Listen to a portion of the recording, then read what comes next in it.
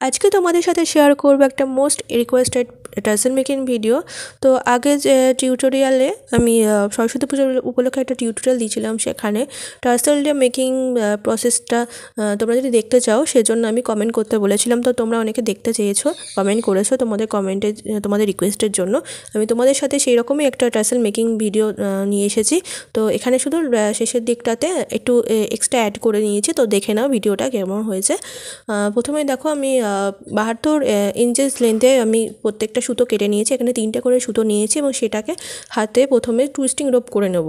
তো twisting rope এফেক্টটা কীরকম হয় সেটাকে আমি ছোট একটা ডেমনস্ট্রেশন দেখাচ্ছি। তো এইভাবে দুটো প্রান্ত এইভাবে অপোজিট সাইডে মোড়ালে পারে, মাঝখানে যখন ছেড়ে দেবে তো এরকম একটা এফেক্ট হবে। কিন্তু এখানে যেহেতু দড়িটা বড়, সেক্ষেত্রে হয় কাউকে দড়িটার একটা প্রান্ত ধরতে বলবে, অথবা কোনো ভারী কিছু সাথে দড়িটার একটা প্রান্তকে আটকে নেবে। তো এইভাবে পুরো দড়িটাকেই টান টান করে নেবে। এখানে যেহেতু ছোট জায়গার মধ্যে আমি দেখাচ্ছি তাই এটা সম্ভব হয় না, তো পুরো দড়িটা কিন্তু এইভাবে টান টান করে করে নেবে। তারপরে দেখো দড়ি দুটো প্রান্ত একসাথে হাতে নিয়ে অপর সাইডটা এইভাবে ছেড়ে দেবে। তো এরকম একটা টুইস্টিং এফেক্ট তৈরি হবে। যত বেশি টান টান করবে দড়িটা তত সুন্দরভাবে এখানে টুইস্টিং জিনিসটা তৈরি হবে। তো এইভাবে টুইস্টিং রোপ করে নিয়েছি এবং সেম প্রসেসে আমি বাদবাকি রোপগুলোকে তৈরি করে নিয়েছি। এবার তোমরা জুয়েলারি টাসেলের জন্য যতগুলো রোপ তৈরি করতে চাও, অ্যাড করতে চাও, তোমরা করতে পারবে। আমি এখানে বোথ সাইডে দুটো দুটো করে টাসেলের যে টুইস্টিং রোপ নিয়ে নিয়েছি, সেটাকে ফোল্ড করে নিয়েছি। দেখো 4টে করে দড়ি তৈরি হয়ে গেছে।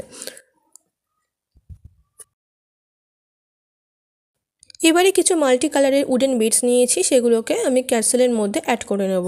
তোমরা চাইলে কটন বলও অ্যাড করতে পারো বা অন্য কিছু অ্যাড করতে পারো। এখানে কোনো নাম্বারিং নেই, তোমরা নিজের মনের মতো করে যত খুশি এই বিডসগুলোকে ইনসার্ট করতে পারো। তো এইভাবে আমি একটা সূচের সাহায্যে আমি প্রত্যেকটা বিডসগুলোকে ইনসার্ট করে নিচ্ছি। মাল্টি কালারে করবে, তাতে সুন্দর লাগবে দড়িটা, এবং যে কোনো পেন্ডেন্টের সাথে এবং যে কোনো আউটফিটের সাথে দড়িটা মানিয়ে যাবে, সেরকমভাবে আমি এখানে তৈরি করছি। তো দেখো এইভাবে আমি এক একটা দড়ির মধ্যে উডেন বিডসগুলোকে ইনসার্ট করে নিয়েছি। প্রত্যেকটা দড়ির মধ্যে সেমভাবে আমি উডেন বিডসগুলোকে নিয়ে নিয়েছি। প্রত্যেকটা এখানে মাল্টি কালার রয়েছে, তো এখানে কোনো নিয়ম নেই, তো নিজের মনের মতো করে তোমরা অ্যাড করতে থাকবে।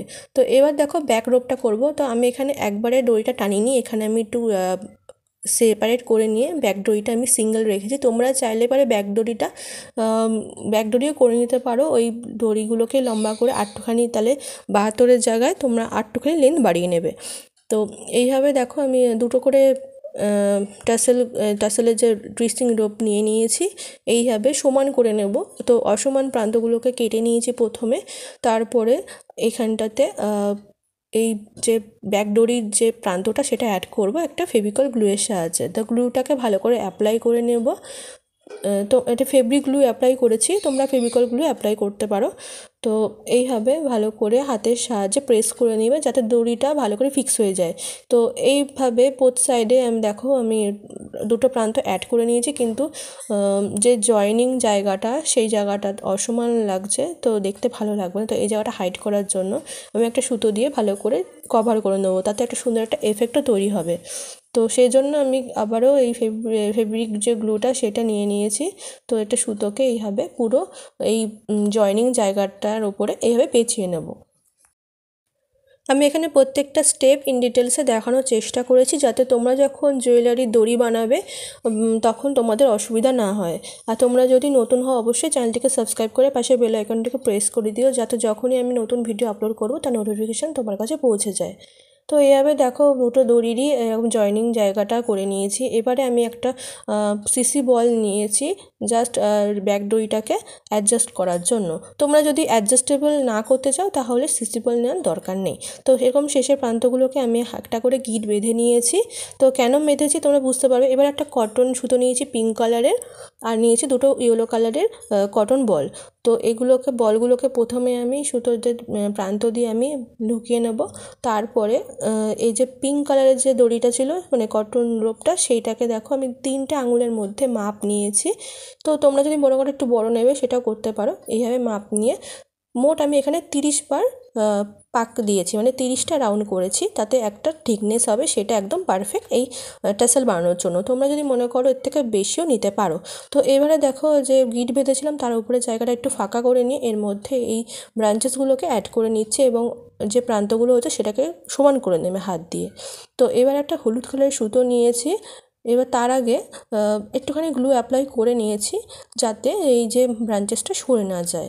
তো গ্লু অ্যাপ্লাই করে নিয়ে ভালো করে সেট করে নেবে প্রথমে, তারপরে এই হলুদ কালারের সুতোটা নিয়ে আমি এই জায়গাটাতে মানে এই যে টাসেলটা অ্যাড করলাম সেটাকে ভালো করে বেঁধে দিলাম যাতে টাসেলটা খুলে না যায়। তো এইভাবে বেঁধে নিয়ে ভালো করে গ্লু অ্যাপ্লাই করে যে খোলা অংশটা সেটাকে ভালো করে সেট করে নেবে। আর যে টাসেলের যে ধারগুলো যে অসমান ছিল সেটাকে আমি কাঁচি দিয়ে সমান করে নিলাম।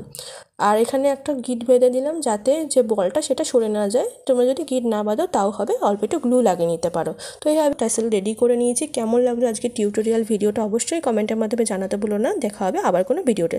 টাটা।